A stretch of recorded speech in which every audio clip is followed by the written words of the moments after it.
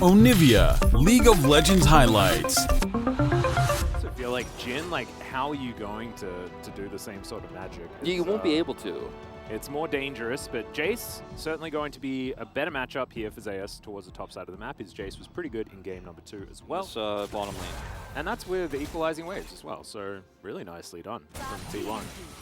As Vista taken down to about half health, slowed, but isn't going to get knocked up as there's the flash, but Vista, that's just, you're never going to be safe there, and that's first blood going to T1. Owner picks it up in the bottom lane. To the right side there, which makes him vulnerable, is Dudu. Yeah, he's in the mist as the needlework's coming out. He wants to try and find this. The ghost has been popped as now Zeus, doesn't find the shock blast that would have been the solo kill, and instead Dudu picks it up. Very slow to rotate. Well, he does have a blast going to make his way in if he wants to, as Owner dives forward, finds the ulti to split up this fight, but it's a good double knock-up, and immediately Karis able to help out. It was a bit of a sombrero, but otherwise not too much to worry about as the double kill comes forward for On Fleek. Carrier now diving onto Vista. Once again, he avoids the knock-up, and Carrier with the Devourer available, but is he able to save the Xin Zhao? The answer is absolutely for that. Nope. We'll steal another blue, though, as he's like, He's 20. He's 22 CS, so it's, and there's no more plates to be taken, and I don't think Caitlyn got one. And Zeus here towards top side has Carrier. They will take first turret blood. And they give a bit of extra money over to Zeus as well, who was struggling as far as the early lane, but now has a CS lead. Sunday does eventually answer. Gumyushi's here, just hoovering up. Like Esports really being a little bit wishy-washy on how they want to do this. Yeah, he does have himself an orb, as now Owner could be in trouble. Gravity field goes down, and that is going to be Shirley diving into the turret, but it's On Fleek trying to get out, and Gumyushi's here in the nick of time to grab that kill. Good shockwave is going to connect onto Faker, and he'll go down for the 1-for-1 right now. As, oh dear, Zeus caught out of position, snipped up there by Dudu as well, as now Owner's trying to run himself out as Karis goes golden at the perfect time, and Dudu helps grab yet another kill for Hanwha Life, and they should be able to grab themselves a dragon as well, as Carrier just voyages his way out. Yeah, a lot of tools used early in the team fight here for T1, hoping that it was going to lead to bigger successes. All right, goodbye. Gale Force is up, and he's going to grab a kill there.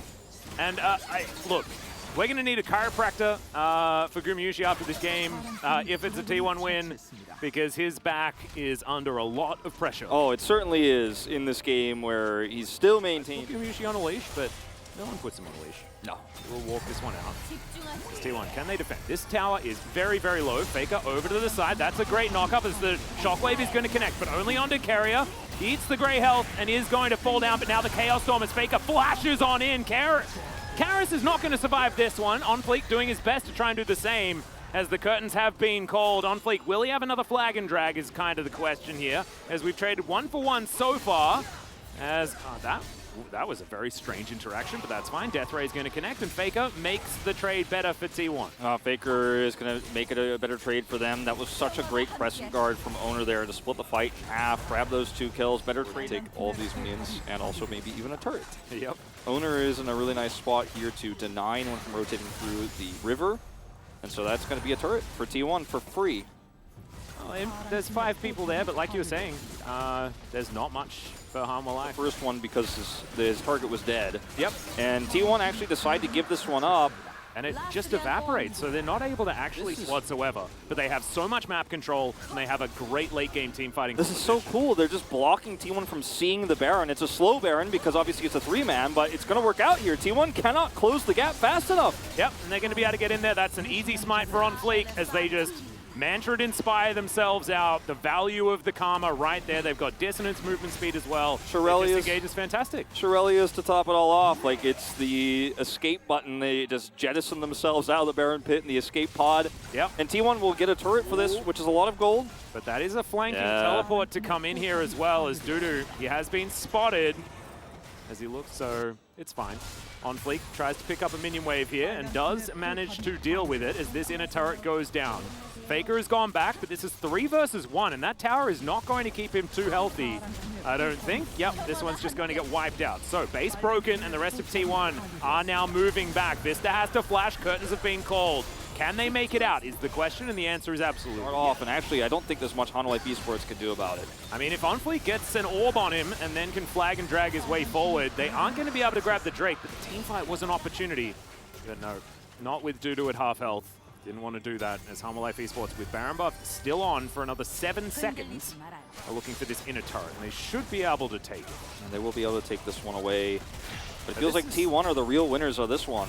Yeah, and the Baron power play is still sitting at like 1,200 or something like that, and T1 in that time were able to deny. Steal basically sneak work. Will they be able to get more value out of it the second time?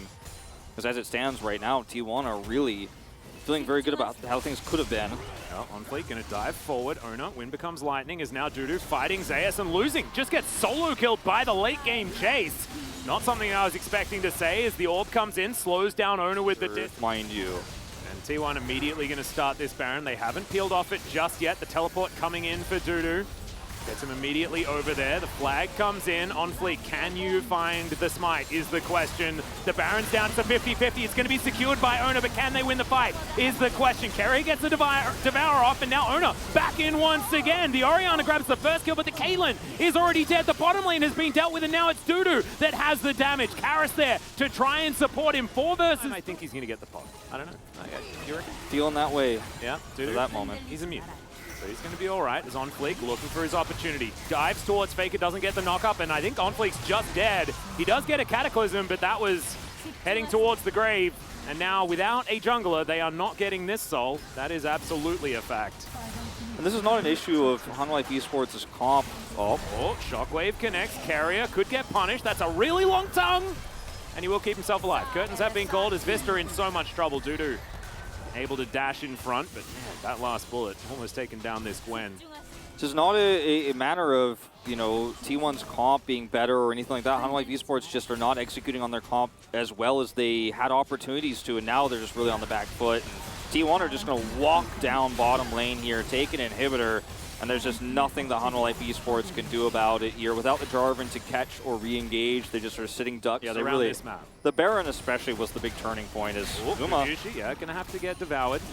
And Carrier's gonna walk this one out. Ona now finds himself in the company of 4 members. Make that 5 as, yeah, they try and get the kill to Samdi, and he's able to pick that one up. So, Onfleet throws himself into T1. Like, they're heading over here, and T1, they're really just trying to rush this down. They might end up being a 50-50 on this. They might lose both. They should be able to get this as the teleport immediately comes in. Okay, that is going to be the Baron secured, and the Shockwave does absolutely nothing. Ona now splits up this fight as best he can as Carrier finds himself on the wrong side of the fight. Dudu goes golden. Faker is out of there immediately, but not before taking down Onfleet on his way out. And T1 respawning in 9 seconds time. So no more super creeps are making their way up the waves as that's a decent stun there onto Onfleet, who decides to go in. That could actually be the end here as Ona does it as well, but he's able to get himself out of the way. Does so nicely as that's a great devour, but has Carrier actually saved Faker? He gets a huge shield as Dudu goes golden, and now Ona looks for the re-engage. The curtains have been called. It's a 1-for-1, but Gwen for Tahm Kench, you will definitely take that if you're T1, as now the fight continuing and the double kill for Ona in the end. That is going to be that as T1 find a team fight early, and they will finish off this game. And that's definitely going to be a vote in the Carrier call on this one. You can write it down right now, We can write it down because that is so many saves he's had this game, including on Faker in the end, which is the most critical one to end the game. Things look shaky in the start of that engage.